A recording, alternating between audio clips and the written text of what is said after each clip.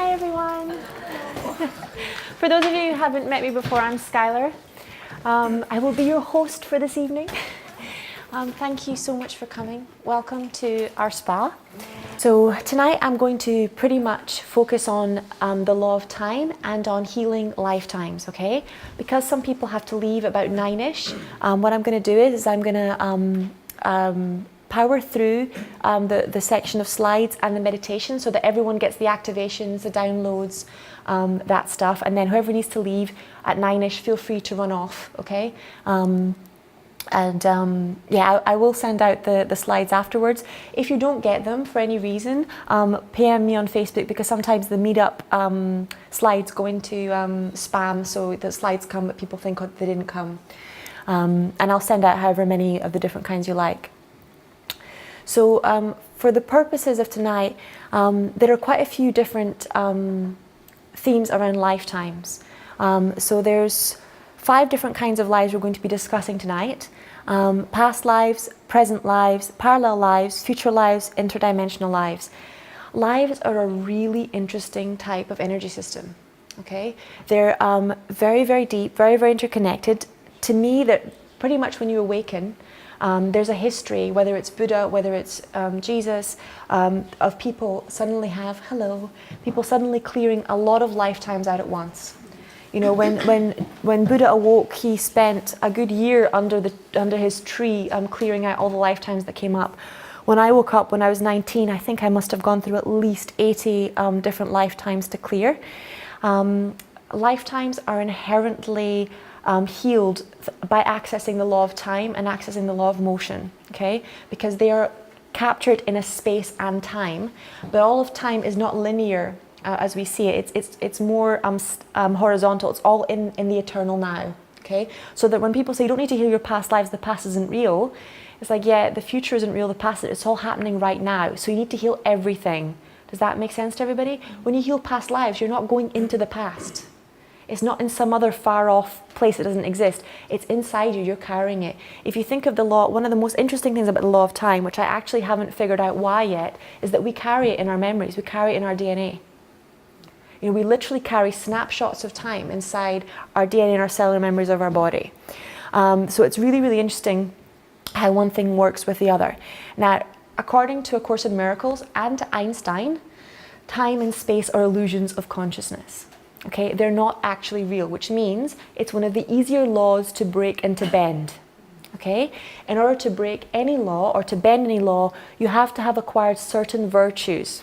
And that's because when you try to leave the earth plane to access different dimensions or different states of energy consciousness, heavier energy fields or vices, so anger, grief, deep pain, any kind of jealousy, those things stop your consciousness from being able to leave the electromagnetic field. Does that make sense to everybody? So when you're trying to heal different lifetimes, the more virtues you master, the more aspects of your, the more grievances you let go of, basically, the easier it is to work and bend with the laws of time and space to heal stuff. That's why a lot of healers, when they start manifesting instant healings, and it's like a tipping point, and they say, oh, it's about raising your vibration. You raise your vibration by letting go of spiritual weight. Okay, so if you think about going to the metaphor I always use, and the people who come probably sick of this by now, is it's like going to the gym. Okay, spiritual weight, emotional weight is no different than lifting physical weights, and spiritual fitness is the same as emotional fitness. It's not something that you can gather overnight. It's something that takes time to build. It's a skill. It's a musculature. The same way that you develop physical musculature by practicing exercise and taking good care of your body every day, you develop emotional musculature by practicing your path every day. Does that resonate with everybody? And through building that emotional musculature, if you think of each of the muscles on your spiritual musculatures as being one of the different virtues, you develop the strength to be able to lift different densities of vibration. Does that make sense to everybody? Yeah? Which is why sometimes in the beginning, when novices come to me and they say, oh, you know, I tried forgiving and I really got hurt. And normally it's because they were trying to lift a weight that was too heavy. They didn't have the training, they didn't have the disciplined mind or the disciplined emotion to be able to lift that kind of weight. It's the equivalent of a beginner walking into the gym on the first day, never having trained, walking right to the back, trying to lift a really heavy weight. Does that make sense to everybody? Yeah? So it takes skill, it takes practice. It's a spiritual practice for a reason. So tonight we're going to be looking at these and how they work together, and I'm going to quickly go over these and how they influence one another. So past lives and past experiences tend to come up on two levels of the body and in the energy field. So past lives can be because of your own past life. So let's say you had more than one or many incarnations on the planet or on other planets, as a human or as plants or as animals. They make up part of the reason you choose, the parents that you choose, the career that you choose, the life path. All those decisions are made on the experiences that you have, how it is you wish to grow, and the experiences that you would like to have. So your past influences your future in the sense that you make decisions based on what happened before. Does that resonate with everybody? Yeah? A lot of your soul contracts are made in past lives, okay? And soul contracts are really are beliefs with emotion combined. So emotion means energy in motion, okay? So when you combine a belief system with motion, I mean deep passion, deep grief, deep regret. I was watching, has anybody seen The Red Tent on Netflix? No? If you haven't, go and watch it. It's really, really good. It's about healing the divine feminine. It's biblical stories, but it's really, really well done. It's just a reenactment. It is, but I've only just started. But one of the things that today I watched a reenactment, the perfect reenactment is how soul contract is created. Because there's what used to happen in the past, sometimes still happens in parts of the world, is honor killings. Anybody heard of them? You know, so basically, one of the characters in The Red Tent, she falls in love, and she decides to get married without getting her father's consent, it leads to her brothers pretty much killing the other man's family.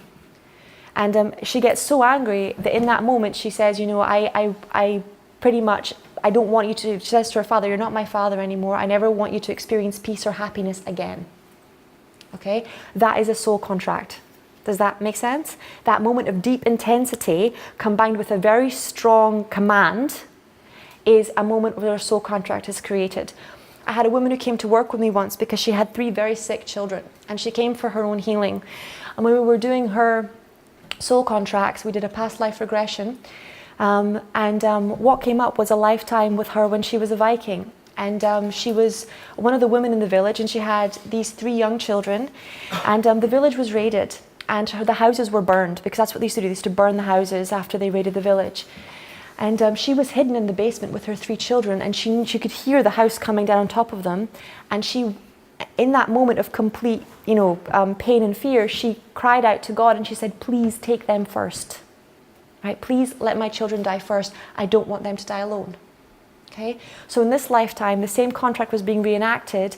On a subconscious level, her children needed to be ill or die first so that they could be safe. Does that make sense? When we cleared those contracts, they got better, all 3 of them. Okay? Soul contracts are a really powerful thing, whether you believe in past lives or not. If you don't believe in past lives, it's a subconscious dream. It's a way the subconscious mind talks to you. Just look at it that way for the time being. I didn't believe in past lives either. I was a law student when I woke up. This was not my intended path. But it is my happiest path. So past lives have a great influence on our lives. They don't just influence us individually, they influence us ancestrally. So 2 ways, and a lot of people get their ancestral lives mixed up with their past lives. So in your DNA, on a belief level, you carry 700 years worth of beliefs and genetics inside your body. Okay? So think about the beliefs that your ancestors had 700 years ago, about men, about women, about children, about time, about money, about slavery. Okay, about homosexuals, about different nations, depending on where they were on the planet. That's still carried in the DNA, and their lives of your ancestors are in the past. Does that resonate with everybody? So sometimes that comes up, and I'll give you an example from my life. I'm Brazilian. I was born in Brazil, raised in Scotland. My husband is American. Okay, Brazilians and Americans don't typically get on very well. Okay, culturally, Americans have a history of exploiting that country. Okay, so we kept fighting a lot in the beginning, and it was because we had conflicts on a DNA level, on an ancestral level. Does that make sense? So there can't be peace until this stuff is resolved. When we resolved those conflicts on a DNA level, an ancestral level, that stopped happening. Okay, so present lives. So you don't just have this lifetime going on right now. You have a lot of other lifetimes going on right now. you have your parallel lifetimes. So all the different, have you seen the film Sliding Doors? Yeah, every time you get to one of those moments in life where you make a different choice or go in a different direction, you split off into different parallel lifetimes, which is kind of like here, but it's your present life, okay? So parallel lives apply to every single lifetime. Yeah. And also what's really, really interesting about parallel lives is that a lot of souls reincarnate to go along each one lifetime multiple times so they can experience all the different parallel versions of that one experience. Some people believe that's the origins of déjà vu. I think that's one of the many places it could come from. I think déjà vu can be quite a few things, including the matrix resetting itself once you've made a different choice. Future lives. So these can actually have a huge impact on who we are right now. And I'll give you an example from my life. So I'm really working incredibly hard on going towards becoming a healer, a healing teacher and practitioner in this lifetime. I've been a teacher for 10 years, but I keep learning and growing all the time. Now, I started sending love back to my infancy when I was about 19 years old. Sorry, to you? Infancy. So when I was a baby in the womb, all that, when I was going through it, I started sending love back when I was about 18 years old. I've been sending love back for 10 years. I started sending love back to other lifetimes when I was about 24 years old. Okay? This is one lifetime. And I've had many other lifetimes where I'm sending love to different spaces in time. Does that make sense to everybody? So the future me is definitely 100% helping the past me's, right? Someone I'd never met is definitely sending energy. I remember being a little kid and seeing things and hearing guides, and I didn't know they were guides. My mum thought they were really vivid imaginary friends. And you know, thinking, you know, there's no influence. I still remember the past me. Remember one time I had a really, really bad time at home with my parents. And I remember this girl who was about 20 years old coming and talking to me, I was about 5 or 6 years old at the time. And I remember saying to her, "Go away, I don't know who you are." You know, why are you talking to me? And then when I was 24, doing an inner child meditation where I was taken exactly back to that space, and my inner child was like, "I don't know who you are, stop talking to me." Okay, so you really have those moments where past selves meet future selves. Your future lives have a huge impact. They also have an impact in that if you're very conscious or a clairvoyant and you get into trouble in the future, your future self will normally come back and try and warn you. Okay, anybody read Jonathan Livingston Seagull? Yeah. He also wrote another book, I think, called Bridge Across Forever, where he talks about all these different parallel lives with him and his soulmate. And it's just a book that explores all the different parallel lives of their relationships. And it's the future selves of them and their relationship coming back and communicating with them to help them stop making the mistakes that they would make or breaking up at the places where they would break up. It's a very, very beautiful book, and it's really deeply healing if you want to work with this stuff, because it shows you, it's an advanced level of story, which basically presents how these different parallel lives could interact with you and with other people. Also, like for example, like if you're someone like Einstein and you know that someone's going to use your work in not the highest and best way, let's say to create a nuclear bomb or to do something that isn't for the highest good of humanity, your future self might come to you and say, you know, don't create that because that's going to be misused. Does that resonate with everybody? Or don't work with this person. I know they're offering you money. Don't take it right now. Wait for the next person because that person's going to do something in the future. And that doesn't mean don't create something or don't work with any person. It just means trust your gut. Does that make sense to everybody? Mm-hmm. Yeah. So it's, what can come up with when you get guidance that says don't do something, it doesn't mean that the opportunity is going to be lost. It means that the right opportunity hasn't actually presented itself. Period. So one of our greatest fears, obviously, is that there aren't enough opportunities to go around and that we have to grab every opportunity that comes. The truth is, all of our opportunities are held eternally in trust for us by the universe. You can't miss an opportunity. If you do, something else will come up. Okay? The universe is constantly offering you different opportunities to grow. But if the moment you miss an opportunity, you start saying, oh my God, I missed all the opportunities, that's it, my life is over, it's done, I'm not going to get any more, you block yourself from being able to see where those opportunities are. Does that make sense? So it's not that, and of course in Miracles it explains that when you don't believe in miracles, it's not that miracles don't happen, it's just that you don't see them. Okay? You can't see the miracles that are there. And it's the same thing with healings, you know, you just don't notice the miracle that could have happened. You just don't see the opportunity that's right there in front of you.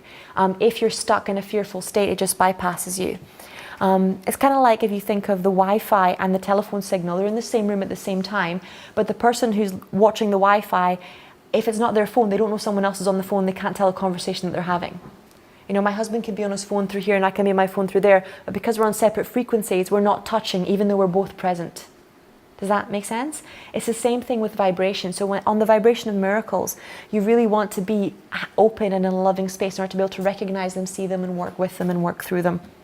So your future self can take different forms when it comes back to warn you. It Yep. doesn't necessarily be a kind of recognisable version of yourself. Yep. Older. Yeah. Yeah, and sometimes one of the things it teaches in A Course in Miracles, which I find very curious, is that it says some of the things that you consider to be your greatest accomplishments or your greatest mistakes, some of the things that you consider to be your greatest mistakes or your greatest accomplishments. Okay? And this is why divine perspective and having your definition be the same as creators or higher selves is so important.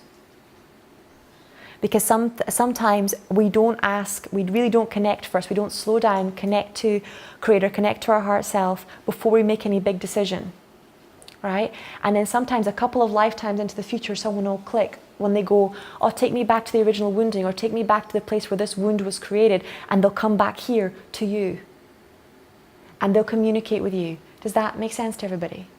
Not really. Like you're saying that sometimes when you achieve something big that you're proud of, Yep. it might be your biggest mistake. Like. Yeah.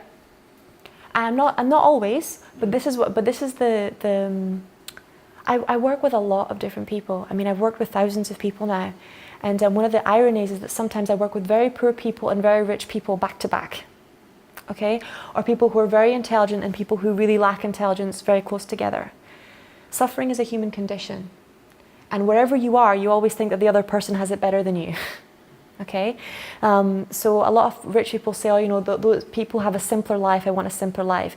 People who are poor often think that if they were rich, they would be happy. So the part of you, that deep core creator self of you that knows what would bring you your deepest peace and greatest joy, right, is the bit that will always lead you to your highest and best experience, right? And that doesn't always come from what we think it will come from. If you look at my life, for example, I was always an incredibly good student. I was a straight A student across everything. I was an all-rounder, sports and all that stuff. And by the time I was 10 years old, I developed an underactive thyroid. By the time I was 15, I had chronic infections in my body. By the time I was 20, I was pretty much in a chronic fatigue state. And I was still, you know, intellectually wise, I was ahead of where most people would be. Right? And what I thought would bring me my highest joy, which was achievement, was actually not what would bring me the deepest peace. Does that make sense? Now that is my path, it's not everyone's path. What I'm saying is not that your achievements aren't good things. They are good things. Achievement is a very good thing. What I'm saying is that if your achievement comes from a place of fear, like you're achieving it to try and make the hole in your heart go away, it won't bring you peace. Does that make sense? So I'm not saying don't achieve at all. I'm saying that unless you listen to your heart before you create stuff, there'll be an emptiness to what you create. It's really bizarre. I still remember standing there with my law degree in honours in my hand and feeling nothing. It was really strange. That was 6 years of really hard study, right? And I remember doing my first angel healing course. And I think I was 17 at the time, and it was a Doreen Virtue angel therapy thing. And I stood there with this pack of angel cards, and I was absolutely fucking blissed out. Right? And that was 3 days. So you know what is your thing because it feels right inside your heart. Your whole body feels joy. And one of my best friends, he's a computer games programmer. Now, for most of my life, I really struggled with technology. That's healing now. But you know that technology is his calling because he adores it.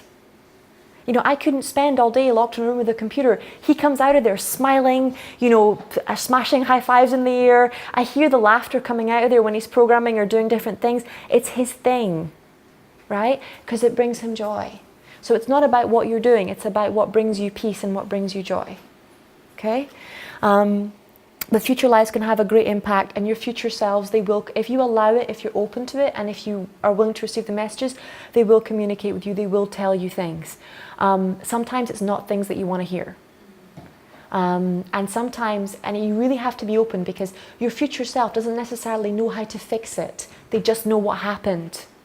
Does that make sense? And what they're doing is they're giving you an opportunity to alter into a different parallel life instead of going through that same powerful experience. So let's say my future self comes back to me and they go, let's use a really basic example. Let's say my future self, I'll use one from last week, a couple of weeks ago. So my future self came back to me a couple of weeks ago and said, I really need you to change your diet. I had a stroke in my late 50s. It was to do with blood clots in the legs. Right? I need you to stop eating salt. I need you to shift your diet to a raw vegan diet, and at least for a year to 2 years, so that we can completely clear out what's wrong with your lymph system, so that won't happen. Does that make sense? Yeah? So that was my future self coming back, and I was like, really? You know, I don't really want to be worrying about that right now. I'm really healthy. I'm okay right now. I don't want to stop doing that. It wasn't something that I wanted to hear, but I started 2 weeks ago. I completely changed my diet. I stopped eating what I shouldn't have been eating, and it's altered the course of my timeline. Does that make sense to everybody? Yeah? So it's no longer going in that direction. And you can use different things to alter your timeline. It's different decisions that are that cause the deepest, the biggest changes in the timeline that you're going along. I've got a nice cartoony image thing of how momentum and timelines work together that I can't wait to show you guys. It makes me happy. Okay, so interdimensional lives. Okay, so nice deep breath, slow right down. Okay, so interdimensional lives are the lifetimes that you have in between physical incarnations. Okay, so there are worlds that are not 3D worlds. Okay, including the angelic kingdoms, the astral planes. Some people see it as the colors of the rainbow, and it's like different people who have different colors go to that space in between lifetimes. Everybody here heard of Edgar Cayce? Mm-hmm. He was a very, very, very powerful psychic. He's long passed away now, but there's some amazing books by him. If you haven't read them, read them. It's really incredibly worth it. And he said that on average, people spend 100 years on the astral or in heaven in between incarnations, processing and recalibrating before they incarnate again. The exceptions to this is war zones, traumatic deaths. Normally when people haven't completed the purpose for their lifetime, they tend to incarnate immediately afterwards. So straight after the Second World War, there's a lot happening right now because of what's going on in Serbia. A lot of babies just instantly reincarnating the moment they have a chance to anywhere that's not where they are, so that they can still complete their life mission on the planet, because it got cut short. A lot of these kids will remember their other life, period. They'll be born remembering it, because it's such a close incarnation. Does that make sense to everybody? Yeah? Interdimensional lives can be amazing. They can be peaceful, they can be loving. They can also be quite traumatic, based on where you are. If you think that the astral planes are like a mirror for the multiverse, that's one huge space. Okay, there are multiple heavens up there. There's Christian heaven, Buddhist heaven, Muslim heaven. There's a lot of different spaces on the astral. Okay, so you can spend a lot of time there, and you can also not meet other people there. It's like being on the planet. Okay, I can never meet a lot of people who are in Brazil, who are in Africa, who are in India, because everybody who's ever incarnated is up on the astral right now, and everybody who ever will be is up on there right now as they go in between coming up and down. Does that make sense to everybody? I won't go into it in depth. If you want more depth, go along to one of my husband's, Todd's talks. He talks in depth about the astral. But I'm not going to go into that tonight because I don't have time, and that's a workshop in and of itself. But these lifetimes have a huge influence on who you become, how you choose your parents, what lessons you choose inside that lifetime, and how much of at peace you are with your physical body. Because sometimes, particularly if you've had an incarnation... Did you have a question, or were you just...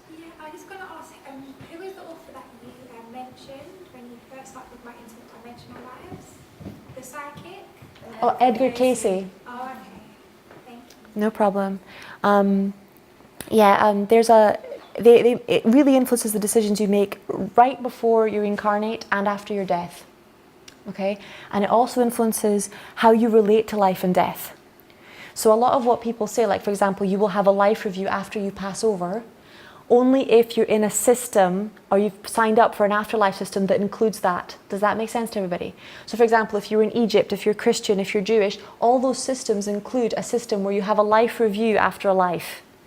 But if you're Buddhist, if you're Taoist, if you're Hindu, those systems don't include an afterlife review. Okay? So there are systems that have that, systems that don't.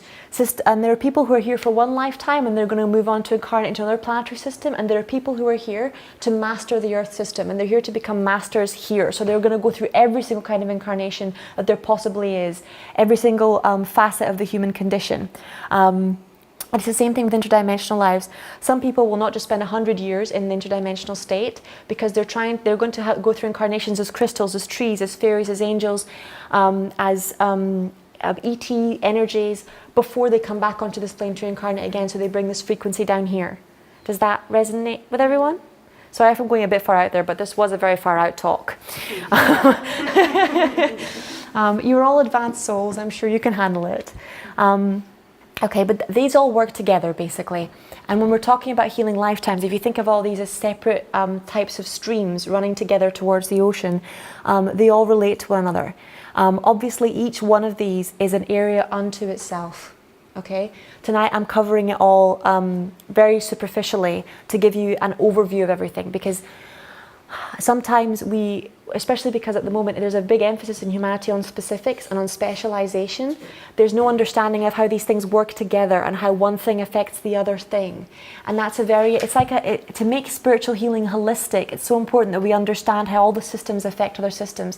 It's like the body. The body works together and it's got a lot of different things that work within it. It's the same thing with lifetimes and with spiritual systems. So having a general overview is very healing in and of itself. My picture. Right, so timelines and momentum. So if all of the bright white lights that you can see, all of those are timelines, okay? And the white ones are your actual incarnations as a physical being. The black space in between them are your interdimensional lives. And the spinning is what allows for your parallel lives to be on the top and the bottom, if you think of it as going up and down. Does that make sense to everybody? Kind of like a slinky. If you imagine it going up and down like this, that's kind of what it would be like. Okay? And this is why momentum and time are so powerful. So the law of momentum is one of the biggest ways, combined with compassion, that bends the laws of time. So physical laws can be bent by emotional laws. So, and everyone in this room has already experienced that, whether they realize it or not. Have you noticed that when you're with people you love, time seems to speed up? It just goes faster. You don't know why, it just goes faster. Ever notice that when you're doing something you don't like, time slows down? Yeah? That's the law of time being influenced by emotional laws. Okay? So whenever someone is stuck, it's normally because higher vibrational emotions have momentum to them. Okay? Everything in the universe has momentum. The earth is spinning. We're currently moving, even though it doesn't feel that way.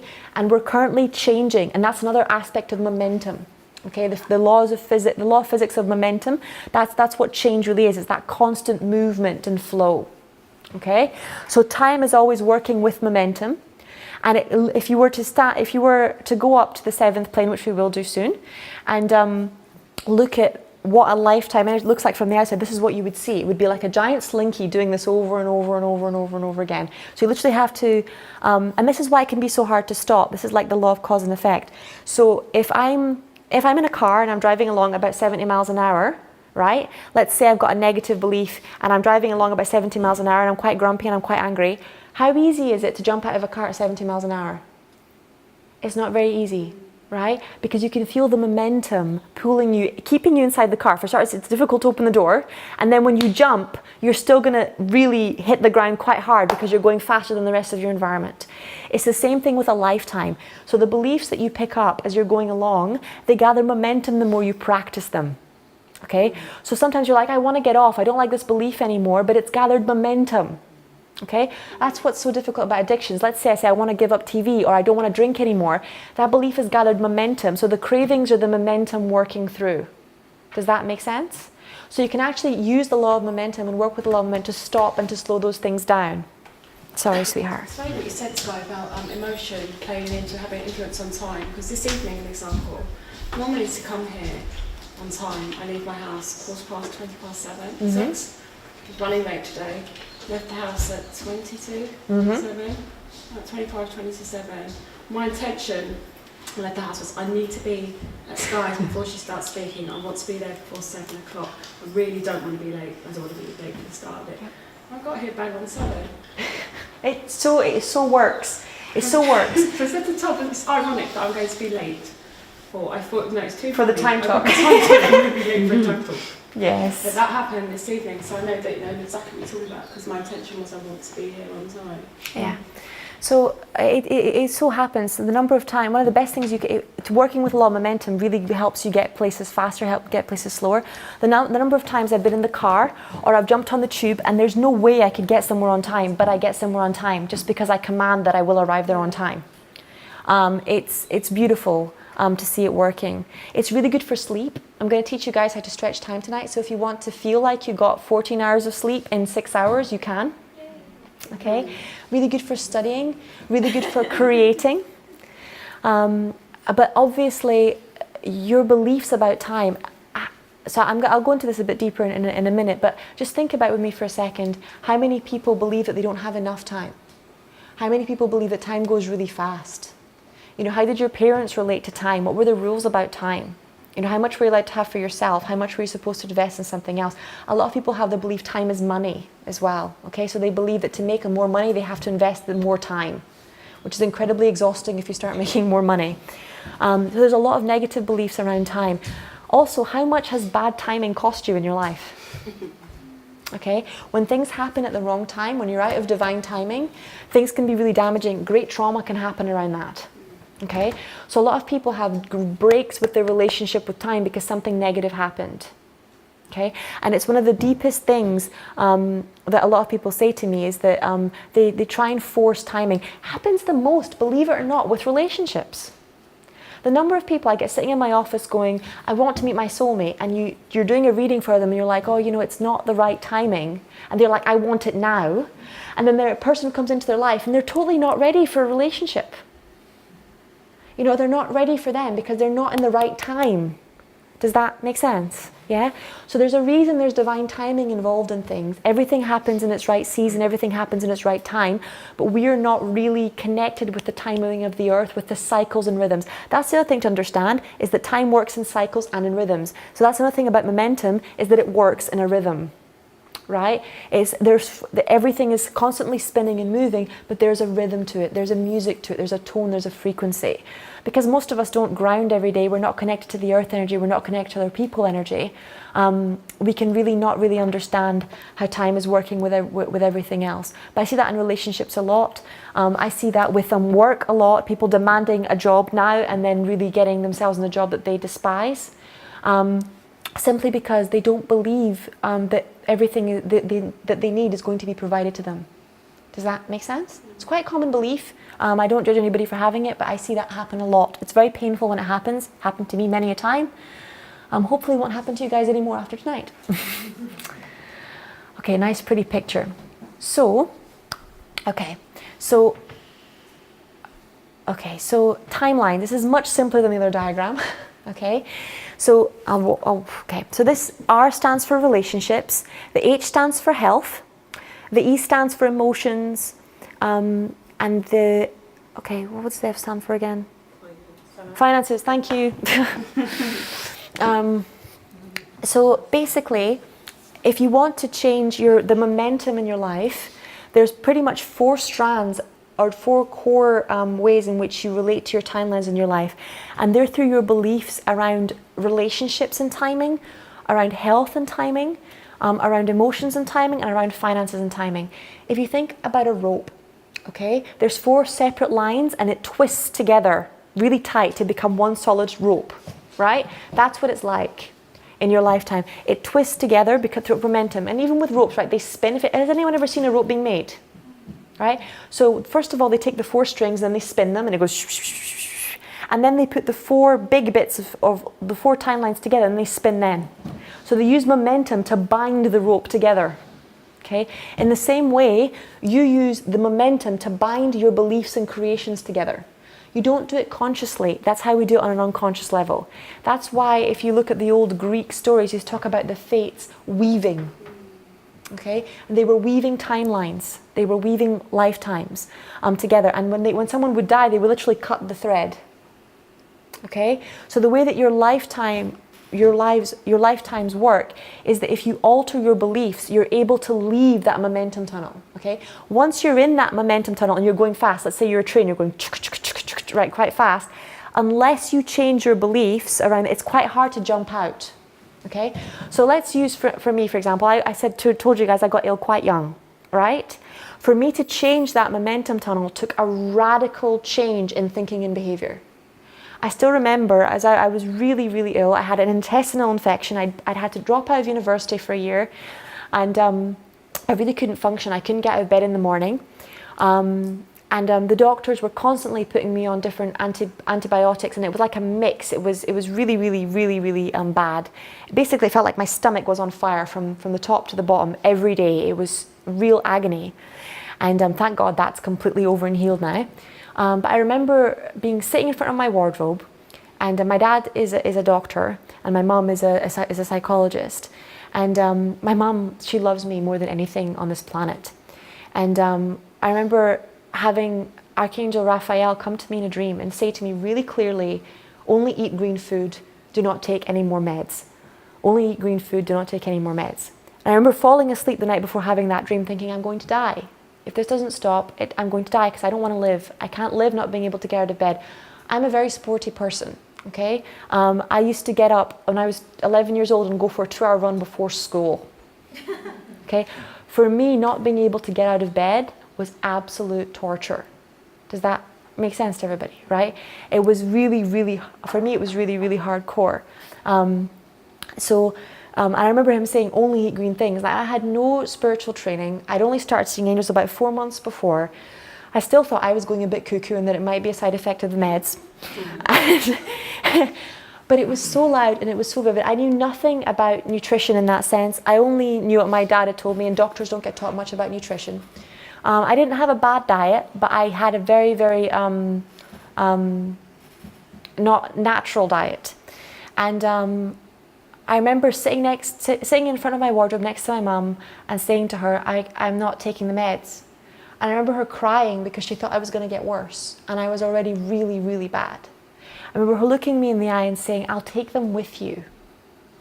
You know, I still remember that. It's like, it totally goes to the core of my being, her going, I'll take them with you. And, you know, her begging me to take the meds and me saying, I'm really sorry. You know, my guidance says only eat green food. Right?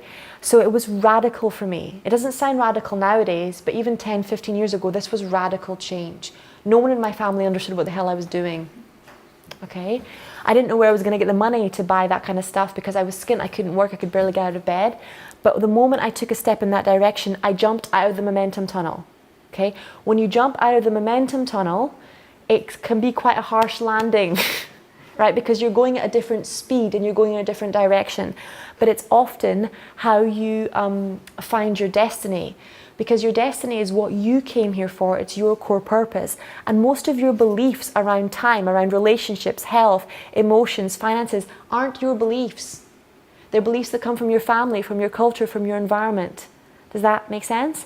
And then they became true for you on a subconscious level, but they aren't the ultimate truth. They aren't highest truth. So in order to get to your destiny, it's often necessary to jump out of the old momentum tunnel and jump into a new one. Okay? Within 2 weeks actually of only eating green food, all the pain had stopped. Within 3 months, I was healthy again. Okay? But it was a big jump in the momentum tunnel for me. Okay, so the first level, which is this, is you store the memories of lifetimes and wounds that divert you from your true self. So when you're little, you create a different self. You know, you're born as your true self, as a spiritual being who knows what they're here to do. But in order to get love, in order to survive, you adapt. You create a self that will be able to get what it needs to get, whilst it's still dependent on other people to take care of you. And the beliefs that serve you in childhood often don't serve you in adulthood, period. It's that simple, because you're not in that time anymore. So when you jump out of this momentum tunnel, what's necessary is to let go of all the wounds that diverted you from your true self. There'll be a lot of mental noise at this stage, a lot of I don't know what I'm doing, I don't know why I'm doing it, I don't know what I'm supposed to do. It really, really is sad sometimes because, like, for example, this is what I mean by the miracle's always there. Fresh green vegetables were there since I was 10 years old. I had to spend 9 years being ill before I decided to use them. Okay, so the miracle was there. At any point, had I reached out, who in this room wasn't taught when they were a kid to eat their fruits and vegetables? Right? So it was there. Everybody knew it's good for you, but how many people actually follow that when it's there? Right? So that's why the miracle's often there long before you take guidance on it or you're actually willing to use it. Okay? The second way that you get stuck in the momentum tunnel is the limiting beliefs and soul contracts which you enter into at the time of your loss. So those are the moments where you think, I want to kill that person. I wish I was dead. I don't want to be here anymore. I find that belief has a lot of light workers today. They just don't want to be here anymore. That's why Reiki is actually so powerfully healing for so many people, because it's earth energy. And they went through some kind of trauma that meant they didn't want to be on this planet. Right? They were like, I don't want to be here. I don't want to be on this earth. I don't want to be around people. And without earth energy on this planet, you start to perish. Okay? Because the earth can't nurture you. It can't send healing through you if you're disconnected from it. It's also why grounding is so powerful. Right? It's why we have earth gongs here. If you want to speed up miracles, one of the first things I do, one thing I do with every single client when they come in the room, other than repair their aura, heal their chakras, is connect them with the earth. Always. Always, always, always. And if they refuse, because often you'll say, can I ground you? And they'll say yes, and they mean no. They say yes, but they don't mean it. You have to do work on them being allowed to connect to the earth. And the moment you do it, suddenly they're in the right place at the right time in the right cycles, because they're a human being in this lifetime. Right? And they have to be connected to the earth in this lifetime to get that healing. So the third level of healing, this jumping out of this momentum tunnel, is recovering the grace of the universe and the trust that makes you whole again. So when you're in alignment with the energies of the earth and with the divine timing, everything happens in divine right order. Things just start to work. You meet people out of synchronicity. Things just come together. Things just click. Life just flows. But that's the grace and the trust that's required from the universe. But grace and trust are actual vibrational frequencies that a lot of people have never experienced. Period. Right? We're lucky because of where we live. Having been born in Brazil, you see many people who are literally starving, sometimes one street away. We have very good conditions here compared to what we have in other countries. We do still have great poverty and a lot of illness inside this country. Okay? The fourth level is that you remember the spark and purpose that's yours. So basically, once you've cleared your beliefs on those levels and you've discovered grace and trust again, you're able to fly out to actually perform your own destiny. You remember what the hell it was that you wanted. Right? Why it was that you were here. How you decided to be of service. Okay? So when you wake up spiritually, it's self-awareness. You start to heal yourself and love yourself. The next stage is collaboration. It's like being a cell in the body. A cell in the body is created inside the body, and then it becomes nourished by the blood, by the oxygen, by the minerals, and then it's assigned to work with an organ. Okay? And then it collaborates with that organ for the better, higher purpose of the whole. Does that make sense to everybody? Yeah? But, as Marianne Williamson would say, the cell can choose not to collaborate with the rest of the whole. What do we call cells that just say, I don't want to help the liver, I just want to do my own thing? And then it takes all these other cells to collaborate with it. And it basically clings onto the side of the liver. It's not the liver, but it forms this big bulge on the side of the liver or the side of the stomach. What do we call that? Yeah, tumors. Okay? So inside the body, when a cell goes, I don't want to work with other cells, I don't want to collaborate for the highest functioning of the whole, we get cancers, we get tumors, we get illnesses. Okay? And it's the same thing that's happening on a collective, collaborative level of human consciousness. People are saying, I don't want to collaborate to be in the highest service of love on this planet. I don't want to love other people. I want to do my own thing. Okay? And it's not I want to do my own thing from a space of I love. It's I want to do my own space from the space of screw everybody else, I should get what I want. Does that make sense? So it's hatred masquerading as love. It's a prison masquerading as freedom. And there's a lot of that goes on. So when that actually, so that's the second level, is when you realize, okay, the grace and trust allow you to reconnect with other people, allow collaborations to happen, right? Allows peace to come into unity together, okay? And then that gives you, from that grace and trust in the universe, your vision, your strength is born. Because instead of leaning on your own strength, you start allowing a much greater strength to run through you. Does that make sense? In A Course in Miracles, it says, if you're afraid, you can be sure you're leaning on your own strength. Okay? Because when you think of yourself as a small, tiny, separate individual in the universe, you're thinking of yourself as a wave separate from the ocean, as a sunbeam separate from the sun. From that space, you're a tiny, fragile thing that will be destroyed. Okay? When you come from this place of, I am one with all of life, I am one with all the universe, I am one with all of you, right? You are coming from a space of, my strength is your strength. It's our strength. Does that make sense? And there is always more to go around. So you're always leaning on it. A lot of people say to me, how do you feel about leaning on God? Doesn't that a belief that you're weak? And I say to them, no, that's a belief in your strength. If you don't lean on your connection with the universe, on your connection with love, on your connection with God, by whatever name you call it, you will lean on something inappropriate instead. Okay? It might be another person, might be an addiction, might be a behavior, doesn't matter, right? You will have to use something to fill that hole. Okay, nice clicky clicky. Okay, so negative beliefs about time. Time goes fast, time is money, life is short. Eek, that's not a nice one. There's never enough time. If only you could turn back time. Time takes no prisoners. I'm trapped by time. You can't go back in time. Negative beliefs about mistakes which happened in another time are called regrets. Okay? When you're tuning into people's bodies and you're looking for the things that most often cause illness or blocks to their financial well-being, to their relationships, to them being in balance, you normally get resentments, rejections, and regrets. Okay? If they have regrets, they have negative beliefs about time. Okay? So you need to clear those in order to have an instant healing. So can we pull these? That's something that we do with theta healing. We remove beliefs from all 4 levels. Can I pull these? Would that be okay? Yes. Okay. So close your eyes for me. I'm just going to say, Creator of all that is.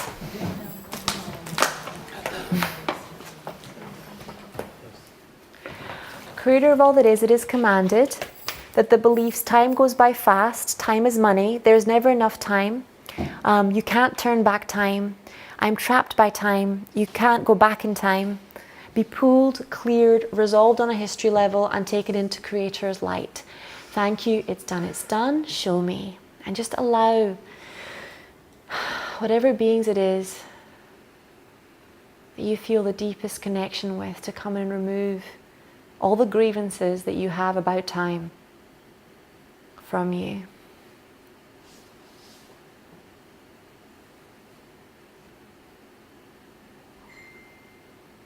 We're quickly going to use an exercise. There's an ascended master who works in London. His name's Art Geyser, and he's got this amazing symbols exercise. And this exercise is modeled on one of his ENLP techniques. So I want you to ask your higher self, your creator, to make a symbol that represents time for you.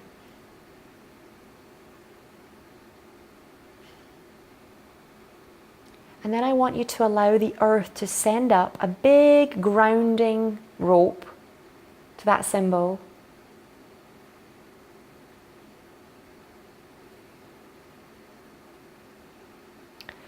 And know that this grounding rope, these grounding roots, work like the roots of a tree.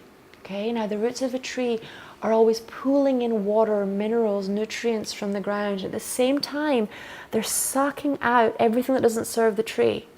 All the toxins, everything the tree doesn't need, they're sucking it out and they're releasing it back to the earth. Okay? So I want you to allow that to happen with your symbol. I want you to imagine that all of the beliefs that no longer serve you about time are being pulled out of that symbol. And at the same time, you're sucking up from the earth the earth's timing, divine timing, nurturing beliefs about time, about your time.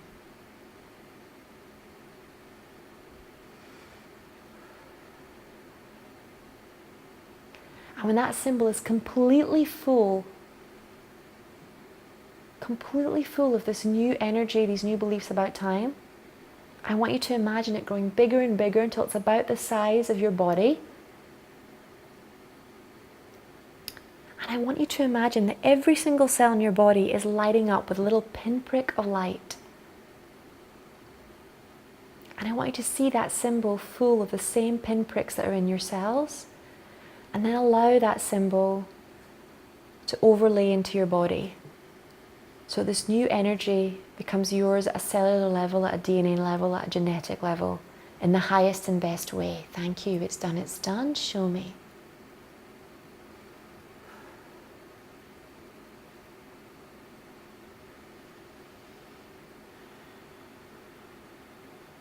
And then when you're ready, just opening your eyes and taking a little stretch.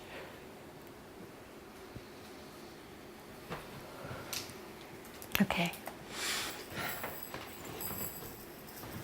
Okay, so in Theta we use downloads, and basically downloads are beliefs that we put into all the different levels of beliefs. So I'm going to read these out, and after each one, if you would like it, just say yes aloud for me, okay? If you don't want it, just don't say anything. I'm not going to force any beliefs on anyone, but if you do want it, just say yes, okay? So would you like Creator's perspective, definition, understanding of past, future, and interdimensional lives, and for your definition of them to be the same as Creator's? Yes. Would you like to know that it's possible to heal these lives and how to do so in the highest and best way? Yes. Would you like to know that it's easy, possible, and available to you right now? Yes. Would you like to know how to work with the law of time and how to bend it and use it to heal yourself, others, and the world? Yes. Yes. Thank you. It's done. It's done. Show me. Nice deep breaths, guys. Beautiful. One more time. That's it. Got some really beautiful souls in this room today. Okay. So people who have had negative experiences with time and who can remember doing negative things in past lives or fear they'll do negative things in the future often resist healing. They don't want other people to experience the same suffering and pain, and they try and stop time. They're terrified that they'll abuse their power again. These are based on old beliefs, okay? And it's based on wrong beliefs about time. It's based on the idea that you can't change time, that your destiny is fixed. Does that make sense to everybody? It's based on old religious beliefs that God is the one who's in charge of time and that you have no power over time. Cancel, clear, delete. Punishment doesn't teach anything. And being stuck doesn't teach anything. So you can't prevent a negative future event from happening by stopping time. Okay? That's not how it works. The only way to prevent a future negative event from happening is by mastering virtues and choosing a different way. Like, I can't stop myself from having a stroke when I'm 60 by ignoring the fact that I might have a stroke when I'm 60. I can stop it by changing my habits now. Does that make sense? By working my beliefs about health now, by changing my diet now. But I can't stop it by sticking my head in the sand and pretending that time doesn't happen, that life doesn't move forward. So denial, beliefs about punishment, so this idea that, God is punishing me by making me change my diet and all that kind of thing, that won't stop it from happening either. Self-pity won't change what I want to change. So the downloads that I wrote here are based around healing these themes. Can anybody see how, let's say, for example, let's say it's about 300 years ago, and you're a man and you're out hunting with your buddies, and you had a fight with your wife this morning before you left to go hunting, and when you come back, the village has been raided and all of the women have been taken into slavery and there's no one there. Can you see how you'd be pissed off about time? Right, what if I hadn't gone out this morning? What if I'd come back 2 days earlier? Okay. Women often have issues around timing, around childbirth as well, because what if the baby had come at a different time? Especially around miscarriages and things like that. So I'm not going to lie, there's a lot of trauma around time. Also, when people pass over, if you've had children die in past lives, as I have had, on different situations, there's often a lot of anger, a belief that it wasn't their time. Right? It wasn't their time, it wasn't my time to go. If you got ill when you were young, it's also another belief. It's the wrong time to be ill. You know, children, wars, illnesses, immigration. Because you have to realize, if you think 600 years ago, you know, it should go without saying, but there were no phones, no text. Letters would take weeks, if not months, to arrive. And if you lived somewhere like, like America or like Brazil, the paper wasn't even a thing. Okay, so communication was mostly verbal. If somebody left the village, that was the last time you saw them. So there are old beliefs about time, okay, that can really die hard. So today's downloads are centered around healing these themes. So I'm going to read out these downloads, and if you'd like them, just say yes for me, okay? So if you've had a similar negative experience with time and you're carrying negative energy about time, would you like Creator to teach you that that time is over now and you can release the trauma of harming yourself or others, or of losing other people, and learn to master the lessons and virtues necessary for your safety and mastery of that skill? Yes. Yeah? Would you like to have Creator's definition of time? Would you like to know how to bend time, how to heal it, and for your definition to be the same as Creator's? Yes. Our soul often has positive intentions around setting up such experiences for ourselves around time. Common virtues that people hope to attain through having no time, through mismanaging time, through ignoring time, through being oblivious to time, or through hating time, are generosity, empowerment, strength, kindness, self-love, sharing, and compassion. Would you like Creator's definition of these virtues, and to align your definition with Creator's, to know you can master and have these virtues and practice them without carrying around negative beliefs about time to teach you? Yes. Would you like Creator's perspective, definition, understanding of timing, that everything has its time and season, and how to work with the cycles of time on this earth, this universe, and humanity in the highest and best way? Yes. Would you like to know how to practice virtues in your daily life and how to learn through practice instead of suffering? Yes. Also, when we are given no space and time to ourselves or for others, if we live in an environment where people aren't allowed to have their own time, which happen in a lot of lifetimes, we tend to overcompensate by giving too much of our time to others, and by giving too much of our space to others when it's not appropriate. So would you like discernment as to who to give time to and when to give time, and as how to spend your time and how to use your time in the highest and best way? Yes. And how to live your life without wasting time as a way of punishing other people for having abused your time? Yes. Yeah? And can I release any suffering that you have from having allowed figures of authority to have and use your time? Yes. And can I also return any power that you've given to other people in positions of authority, your parents, people you work for, family members, to any power that you've given them to basically decide how you use your time? Yes. Yeah? So I'm just going to watch, imagine there's a ball of light above your head. I'm just going to see lots of energy returning to that ball. It's like a little sun. And that sun burning through all negative vibrations, anything that was done with that time, and just returning that time to you. And would you guys like to know that you have sovereignty over your own time? Yes. And would you like to know how to use your sovereignty in the highest and best way? Yes. And can I teach you that your time has the highest priority, Yes. and that you don't have to give your time away to other people to be a good person? Yes. Thank you. It's done. Show me. Oh, and can I release the trauma of having other people judge you when you use time for yourself? Yes. And any unkind words that were said to you, can I release the trauma of having any unkind words said to you by your parents or partners when you were taking time to yourself? Yes. And teach you that was just their opinion. It wasn't the highest truth about what you were doing. Yes. And can Creator teach you the highest truth about your time? Yes.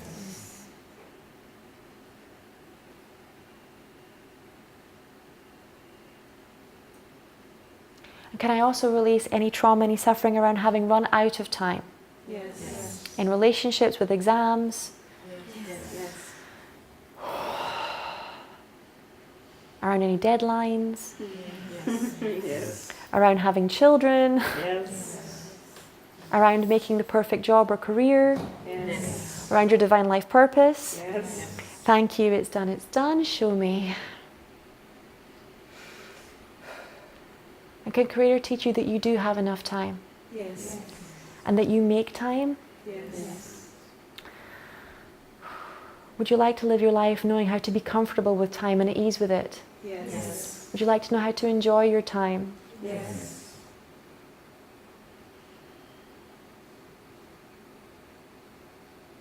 And would you like to know how to be aware with and live in time without worry, without anxiety? Yes. And any anger that you have with other people for not being on time, can I release it? Yes. And any anger that you have with opportunities for not being on time, can I release that too? Yes. And can I cut any cords to missed past opportunities? Yes. And release any regrets? Yes. Thank you. It's done. It's done. Show me.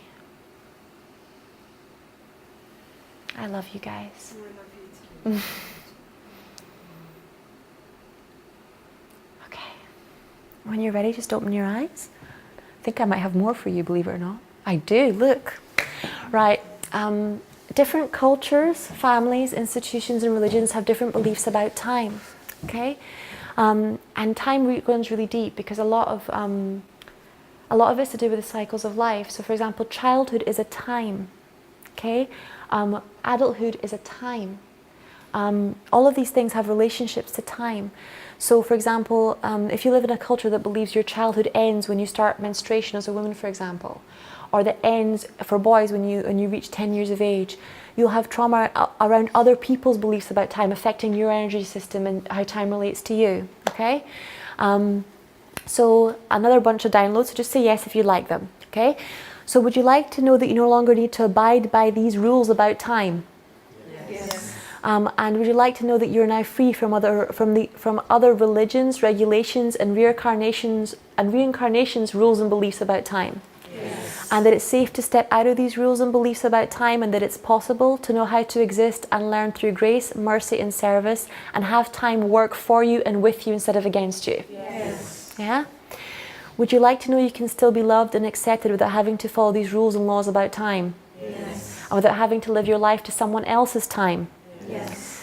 Would you like to have Creator's perspective, definition, understanding of divine timing? Yes. Would you like to separate your culture's projections of who you are and what your timing is from Creator's truth, and to have Creator's truth about when is your time and your destiny? Yes. And that you can blossom in your own time? Yes. Yeah?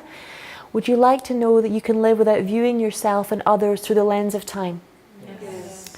Would you like to know how to love and accept all of time, to know it's possible, to know what it feels like, to know it's safe? Yes. Would you like to know how to do all healings that you do on yourself and other people across all times, as well as levels and dimensions? Would you like to heal any damage caused to you by negative beliefs about time? Yes. Would you like Creator to heal any damage done to you by others, by bad timing? Yes. And to reweave these timelines so that divine timing is granted to you and all the people involved? Yes. Can I release the trauma of having others judge you for your timing and teach you that what they said is their opinion and not truth? Yes. And would you like to know how to use your time and other people's time in the highest and best way? Yes. And how to respect your time and respect the time of others? Yes. Thank you. It's done. It's done. Show me.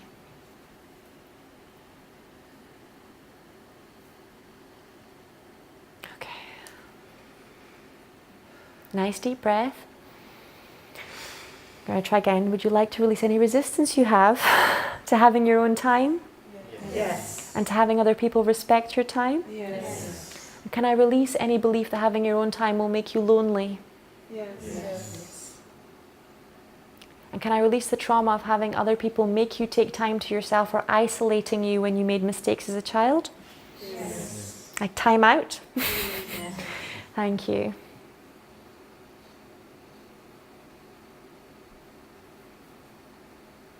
That's good. You can open your eyes when you're ready. Okay. So what is time? Okay, time is a law of the universe. It's found on the 6th plane of existence. Now, according to Theta Healing, and this is one model, but it's really useful because it allows you to access different states really quickly. It's on the 6th plane. So according to Theta Healing, there are 7 planes. If you want to know more about this in depth, Diana Stabile wrote an amazing book called The 7 Planes of Existence. She teaches you the beliefs that can get you stuck on each plane, how to remove them. She goes into depth on the laws, which laws control their laws. That's all in the chapter about the 7 Planes of Existence. Diana Stabile. She's the most amazing healer I've ever seen. If you watch some of her videos on YouTube and on Hay House, she does some spectacular, instant, miraculous healings. So she's really worth watching. Okay, so some laws can be bent, others can be broken. Time is one of the easier laws to bend. Okay, there are 2 different types of laws: emotional laws and physical laws. Okay, so physical laws: time, space, gravity, momentum. Emotional laws: the law of love, the law of compassion. And this is and we know that these things affect one another. If you look at the research that's been done, for example, on preemie babies, okay, and on the physical laws about their survival and how much their survival improves if they're exposed to love, right, or intimate contact, you can see how much one law can affect the other. Okay, I believe that all of the physical laws were created by emotional laws, and that's why all the emotional laws can bend or break physical laws. Okay. In theory, why Jesus can walk on water, and why the yogis can levitate. Because when you master enough virtues, when you master all 7 virtues and you clear all 7 vices, you can bend the laws of the universe and the physical laws. Okay? Okay, bending a law. Okay? We're just bending the laws of time tonight. Okay? We are not breaking them. Okay, you can tonight you're only learning how to affect your own paradigm. You're not slowing down the rotation of the earth simply because you want to. You're also not trying to, that would require a different law, one that I cannot yet bend, okay? There are people who can. There are people who have mastered enough virtues that they can bend and break ultimate truths. They're very, very powerful miracle workers.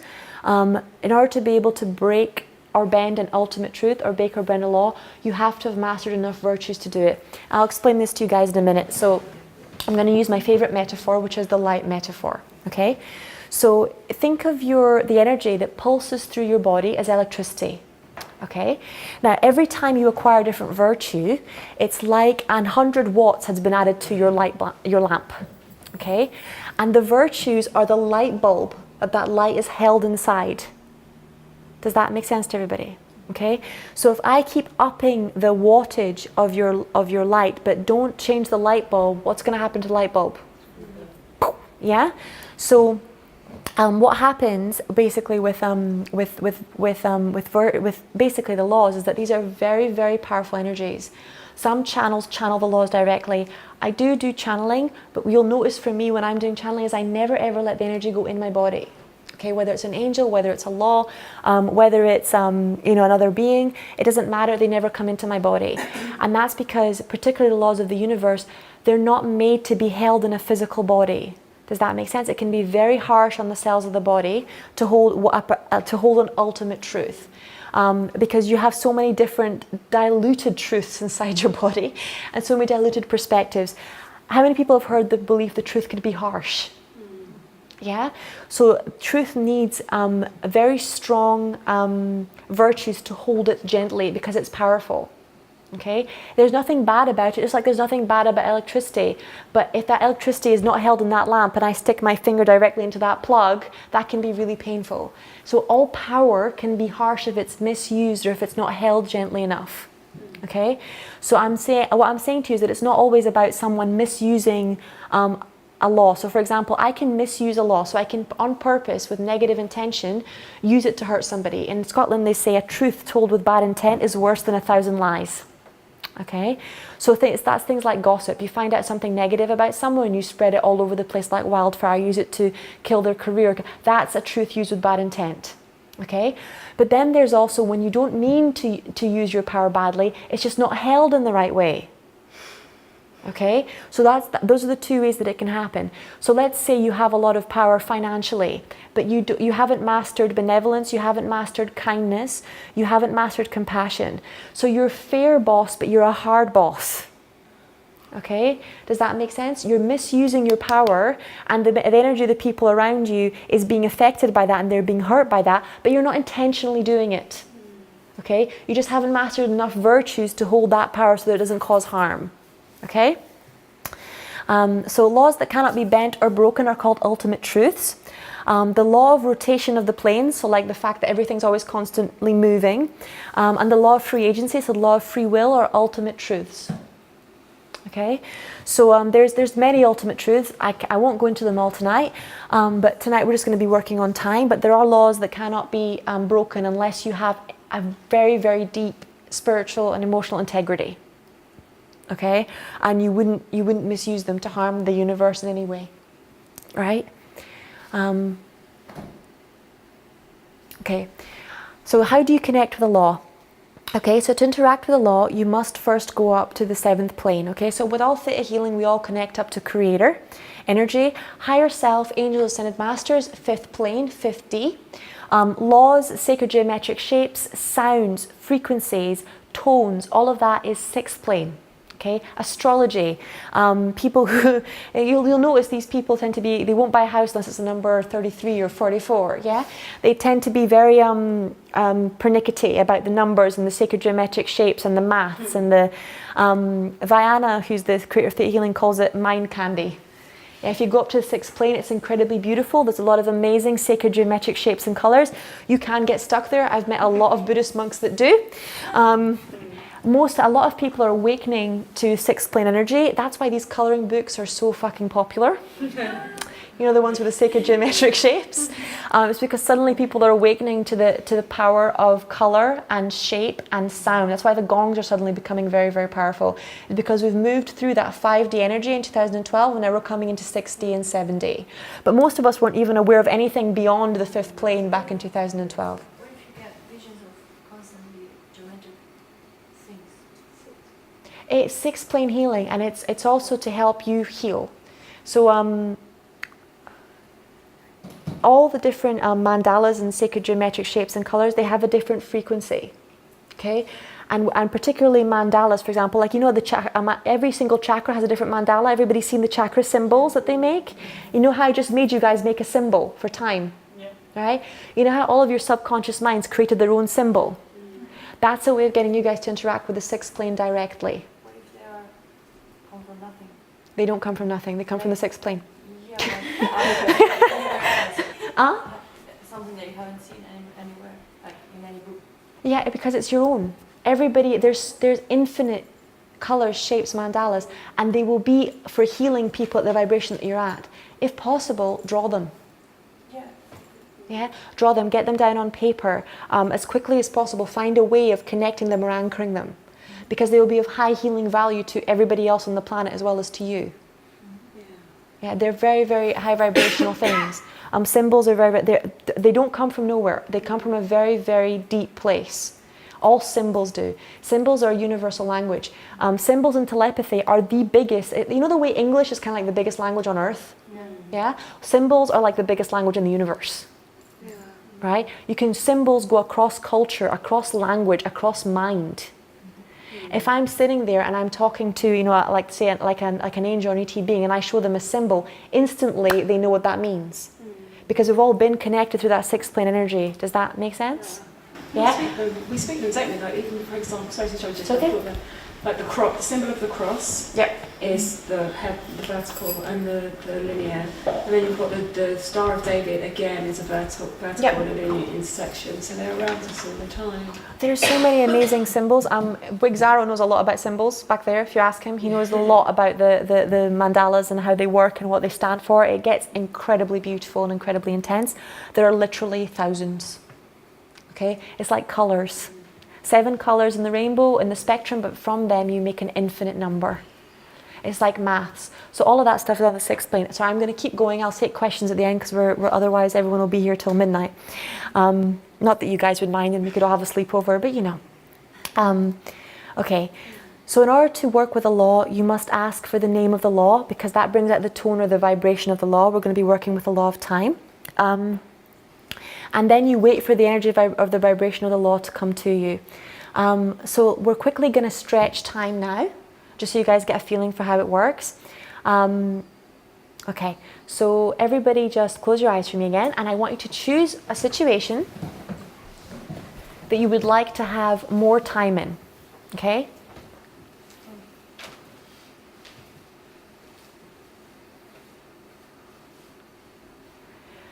And then I want you to feel yourself dropping down through your balls of your feet into the earth, connecting with Mother Earth, like you've jumped into a pool, sinking down under the water, and then like you've pushed off the bottom and back into your body, bringing the earth energy with you. And then up out of your body into a ball in the top of your head.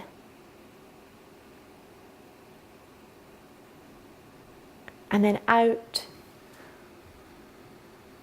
into the universe. Out of the universe into this beautiful bright white light. Through a dark light and a white light. Through the sixth plane, which is sticky green substance, so laws and the sacred geometric shapes and the colours. Out into the pink law of compassion. And then into the seventh plane, the creator of all that is. And then come back down with me into the sticky green substance, which is where all the laws of the universe live. And in your mind, repeat after me. Creator of all that is, it is commanded. Creator of all that is commanded. That the law of time, work inside this area of my life, to increase the amount of time, now. Thank you. And I want you to just take your hands, because we use law of momentum, place them together, and gently imagine you have a piece of string in your hands, and gently stretch that piece of string out until you feel like you've stretched time the amount you want it stretched for that situation.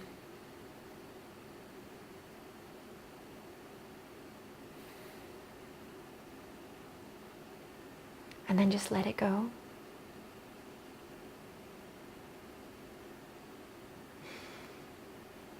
That's it, just opening your eyes. Okay? Works the same way for shrinking time. Is anything that you'd like to go fast? Let's say the journey home today. Okay? So now imagine your journey home. And then start with the length of time you think it will take. And then imagine bringing your hands together so you're shrinking time. So it feels like you're home in no time. Until your hands are completely together. Beautiful. Yeah? My daughter's experienced this. I've just realised she sometimes says to us when we're driving home, can you do that thing where we get home really quickly? And because she remembers a time when it happened once, you know, like obviously she experienced it as happening instantaneously that we got home, and she asks for us to make it happen. Yes. I've just realised. Yeah, I used to, with one of my ex-boyfriends, his family was very spiritual, and they used to always be late for everything, and we'd all be in the car, and his mum would be like, can we all just speed up, can we make sure we get there on time, can we all just get there in no time, and everybody would just be shrinking time. 4 kids in the car, shrinking time. It really works, okay? Now, the one thing I would say is, the bit of the meditation where I said pick a situation, that's a very important bit. Okay, because a lot of theta healers I know, they stretch time, but they don't give the time they're stretching. Okay, so for example, let's say I want to fly from here to Portugal, and I want the flight to be fast, right? If I just stretch time before the flight, so if I just shrink time before the flight and the flight goes really fast, and I forget to expand time again, the whole of the holiday is going to go like this. Does that make sense? So that bit where I said to you, really choose a situation where you would like to have more time. That's very important, okay? Because you don't want, like, let's say your daughter says, can you do that thing where you speed up time to get home, and you literally speed up time. If you do that and you don't expand time again, then it's going to feel like you have no time when you get home to do anything. It's going to be like you blinked and you're in bed, right? So you have to, So it's a really important thing. A lot of people that are like, oh, I really need to get home from work, I need to get home from work, they speed up time without meaning to, and then it's like the whole day is gone without them realizing where the hell it went. Okay, some people speed their whole lives away. So just remember that when you've decided to speed time up, to slow it back down again. Okay, happens a lot when people say to me, I just can't rest. I don't know why. I go on holiday and I can't stop. I just can't stop, because their time is so sped up, right? So their body just needs to be brought into earth timing again, and normally then everything starts to work. Does that make sense to everybody? So time is something I always 100% incorporate into healing. That's a little secret. I don't tell that to everybody. Okay, but it really works fast. Also amazing for instant healings, because a lot of people believe that something will take a long time to heal. Okay, or that they're going to take a long time to make money. It's going to be, time is a really big deal. Okay, so when you work with it directly, and whenever you're trying to heal anything, if you address their beliefs about time around that issue, it normally just goes bam, bam, bam, bam. Yeah? Okay, so I'm going to move on to the next bit. Oh, these are the other events. Okay, so I'll leave that up there for the minute. Okay, so what time is it now, guys? Huh? 25 It's okay, we'll all slow it down. Did you just ask that? I did. I really did. I've been in no time all day. I really had to shrink time to get the whole of. I've been at Mind, Body, Spirit all weekend, and then to get your slides done, I really had to stretch time. Okay, so. So there are points in time that become like vortexes, okay, and lifetimes. And this is a bit more advanced than I had time to put up on the slides, so bear with me. But the idea is it's really important. So when you're doing a healing on someone, normally when their first experience of whatever pain that they're having right now came up, it was either way before this lifetime or way before their conscious memory. Does that make sense to everybody? Yeah? So those experiences become like vortexes. These vortexes are also known in spiritual circles as archetypes. Okay?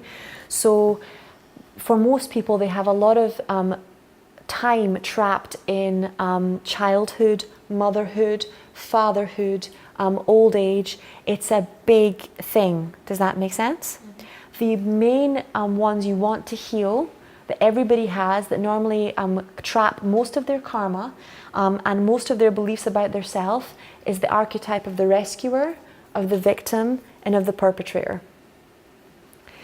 So when you journey to other worlds, what Theta allows you to do and what other states of consciousness allow you to do is to travel in time by altering your state.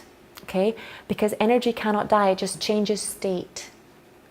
A lot of people believe that you have to and wait till you pass over to meet Creator, to see your angels, to be in an interdimensional lifetime. You don't. Okay? So they have beliefs about time, about them being able to be psychic or being able to be spiritual, and also about healing. Okay? So when you're dealing with these archetypes in time, often in order to heal them, you have to travel in time. And that's why I call tonight time travel. Okay? Because when I'm doing healings with people and I want to resolve a lot of issues fast, I have to know what beliefs that they put around time and why they did it.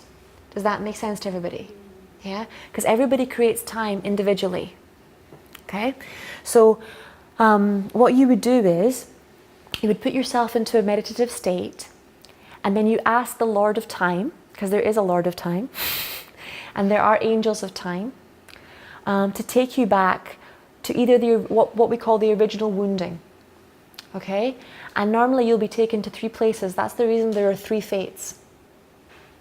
Okay? Because those 3 experiences in your subconscious mind on your spiritual level you create from all others. Does that make sense to everybody? Yeah? All stories are symbolic, they're metaphorical. Okay? So those 3 experiences, those where you form the identity of rescuer, victim, perpetrator, is what you created all of your ego identities around. Okay, so when you ask the Lord of Time to take you back to the person's original wounding, or back to your original wounding, or forward, okay, because you don't know where that wounding might be, you may not have had it yet. What happens is you will be shown a lifetime. You'll be shown your birth, you'll be shown what you did inside that lifetime, and you'll be shown your death, okay, in that lifetime. It's very, very important to send unconditional love from the Creator to your birth and to your death, okay, because those two things, if you think about a momentum tunnel, birth is at the beginning, death is at the end of every lifetime. Does that make sense? Yeah? So you can hold negative beliefs about timing from birth, and you can hold negative beliefs about timing around death. Okay? And they will completely alter the different states, and they'll also alter whether or not you were able to completely release yourself from that lifetime. Right? Because if you died in a way that was traumatic, or that wasn't for your highest and best good as far as you were concerned, you may hang around, right? Particularly if people die when they still have children on the planet, if they die unexpectedly, they tend to not go away straight away, they tend to hang around for a while. And when you actually see your death and you allow that person to be released into full forgiveness, it's a very, very healing thing. It releases a lot of karma, a lot of trauma very, very quickly, and releases a lot of beliefs without even having to try. Does that make sense to everybody? Yeah? So when you're doing time travel, you don't do it inside your physical body as of yet. I'm pretty sure we'll get into it within the next 10, 15 years. But right now you do it from a state of consciousness. You do it from spirit. Okay? So that's what they say about theta healing. You can do it from theta or gamma. Okay, you really can access all states of consciousness and healing from a gamma brainwave state. Does anybody not know what brainwave states are? Okay, let me explain. Okay, so everybody has multiple brainwave states, and these basically represent the level of speed at which the electricity moves through your brain. Okay, now beta is the state most of us are in right now. It's the thinking, concentrated brainwave state.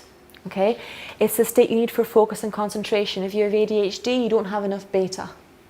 Okay, alpha is a relaxed state. So every time I slowed us down, made us take a deep breath, every time you have a break from work and you sit back on your computer and you go, oh, thank God, right? That email's been sent, that presentation's been done. That's alpha. Okay, you switch from beta into alpha.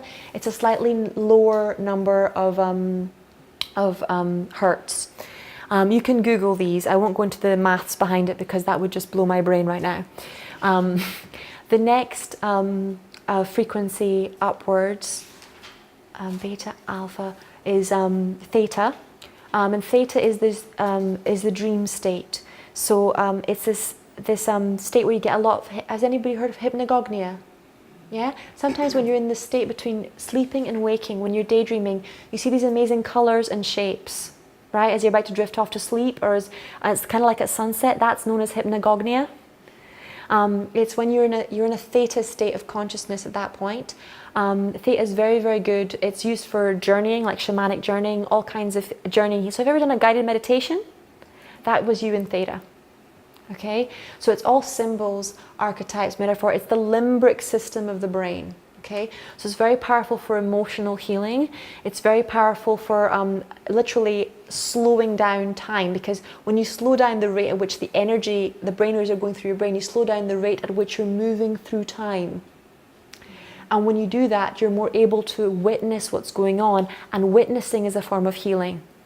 Okay, it's like, has everybody heard of the double slit experiment? Yeah. So when you observe a particle, it becomes a wave. They discover this. Just through witnessing a particle, it becomes a wave. Okay. So physics shows how much witnessing is a healing, but in real life, that it also works that when you witness things slowly in your mind, it's a healing, because what used to be a particle becomes a wave.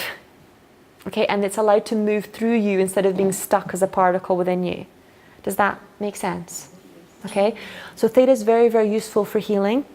It's also the bridge, because between waking and sleeping, when you sleep, you dream in theta. So you have these amazing symbols, these images coming through when you're in theta. It's the way your subconscious mind and the collective unconscious communicates with you. right? Because your own dreams have your own symbols and your own messages and the things that mean something to you, but you also get messages from the collective unconsciousness that are symbols that are universal. Does that resonate with everybody? Yeah? So it's a bridge between the worlds, and that's why theta healing is used instead of gamma healing, is because it's the bridge. Okay? Gamma is an even faster frequency. And literally gamma is interesting because it's the only frequency that can literally unite the whole brain. So when you're in gamma, a wave moves forwards and backwards through every part of your brain 40 times per second. Okay, that's how fast it is. It makes you feel really blissed out. Gamma states have been correlated with incredibly fast healing, really, really blissed out states of meditation. Everything from flow to peak states is connected to gamma. Okay, just like everybody here heard of law of attraction, yeah? And they say it's quite hard to jump from a negative state to a positive state quickly without going through different vibrations first. It's hard to get from being really pissed off to really loving. Yeah, you normally have to go to frustrated and then, you know, numb, and then you can kind of go to I'm all right and I'm okay to I'm actually happy, right? But you don't normally go from I'm pissed off to I'm blissful, right? That's why if somebody comes and hands you this massive present whilst you're really pissed off, you don't care, right? So this is the same thing about gamma. Most people can't go from a deep state of beta straight to gamma. They have to go through all those other frequencies first. Going through those frequencies in conjunction with other people can be done through breath work, can be done with the light machines that we work at the spa, can be done through sound. Anybody heard of isotonic tones? Yeah? They put you in alignment with those sounds. So entrainment is the ability to move from one state to another because of a sound, because of the light, because of breathing. That's why in old cultures they did a lot of breath work. Okay? And then there's delta. Delta is a very deep sleep state. Okay, it's also a very deep trance state. So it's when you're really in that deep sleep, like the Buddhists would call it no dream sleep. Okay, it's just complete stillness, complete darkness. It's that complete mind with no activity. Right, it's a very, very healing state. Most people that struggle with sleeping don't get enough delta. Period. They don't get enough of it, so they can't switch off. So when they're exposed to delta states, they get a lot of healing rapidly. Delta is supposed to be the state in which the body recalibrates itself and rewires itself because the mind is switched off, so the body can finally do what it needs to do. Okay, and then there's epsilon. Epsilon is a bridge state, because it's deeper underneath gamma. A lot of people experience bliss states in epsilon. There's very little known about the frequency. The only people who are able to experience it at the moment without things like light machines or isochronic tones are people who have been meditating for a very, very long time alone in caves. Okay? Most people only experience these deep states whilst they're asleep. Most people only experience delta and epsilon whilst they're asleep. Okay? This is why breath work and meditation are so important, because most people never experience their deepest states of relaxation and breath whilst they're awake. Okay, they only experience them whilst they're asleep. So you actually have no idea the depth at which your body is capable of relaxing, but you do it every night, right? So when you start practicing meditation and you combine breath and relaxation, you start experiencing the power of your body to be completely still and completely empty whilst you're awake. Right? It's incredibly powerful and incredibly healing. That's why often people experience miraculous healings with hypnosis, with trance work, with meditation, with breath work. Okay? Because normally people haven't experienced a deep connection with their body at the same time as having a deep connection with breath. So when you're going into different states of consciousness, you can access different times and spaces in this space. That's why so many people dream of people who have passed over or who have died. Right? It's why so many people dream of future creative projects, of their divine life purpose. It's why they receive messages from their dreams and their guides inside their sleep and also in meditation. Does that resonate with everybody? Yes. Yeah? So when you use theta to time travel, like let's say when I went back to see my 4-year-old self, you know, it's literally like you're there, because time and space, they aren't real. But when you're not inside your physical body, you experience them not being real. Yeah. In A Course in Miracles, it says that we don't experience instant miracles because we misuse the law of time. Right? We think time is like linear, that it goes A, B, C, D. We don't realize that it's a swirl, going upwards and multiple things happening at the same time. And when you think of it that way, you block things from happening the way that they should. Does that make sense? Because you think that it's not actually here in time. You think, oh, that opportunity is in the future, when it's actually right here, right now, because everything is right here, right now. Does that make sense? That's how an ultimate truth can trump all the other laws. Right? Is because everything is happening right now. Okay, so I'm going to let you guys have a quick toilet break and then we can do some questions. Would that be all right? Yeah? Okay.